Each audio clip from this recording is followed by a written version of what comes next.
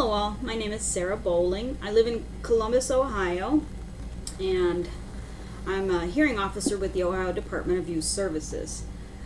This is juvenile justice, so like every district throughout the country, my organization is also tasked with educating our young people.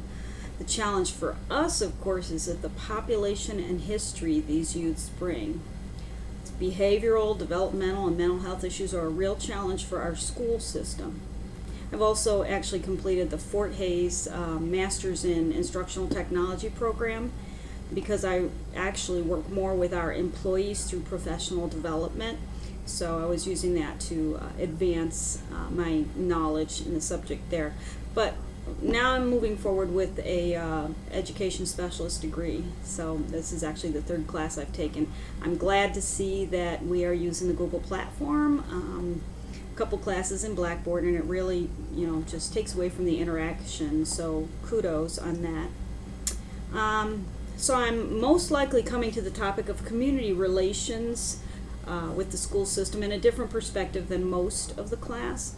I believe it's important for schools to constantly involve the community through targeted notifications, blanket communications, and a visible presence outside of the classroom.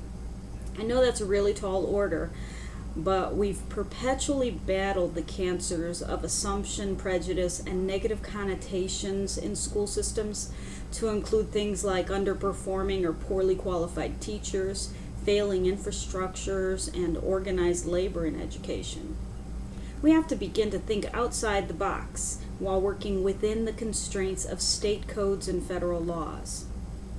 Because we're dealing with single-parent homes and the parents have to work, or dual-income homes, it's a real challenge to draw parents into the traditional participation. So how do you engage somebody who's already busy enough? I think working with labor contracts, we have to consider ways in which we can show a community presence outside of the traditional school calendar context.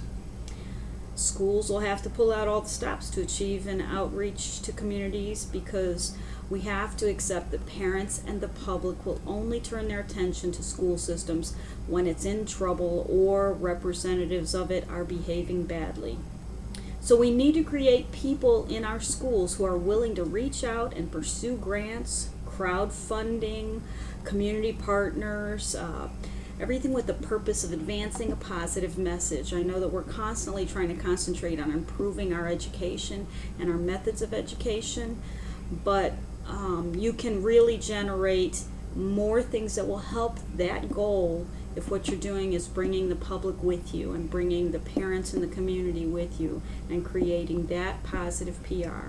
So that's the way that I'm looking at things, and it'll be interesting to see how things go in the class. Pleasure talking to you. Looking forward to working with you all.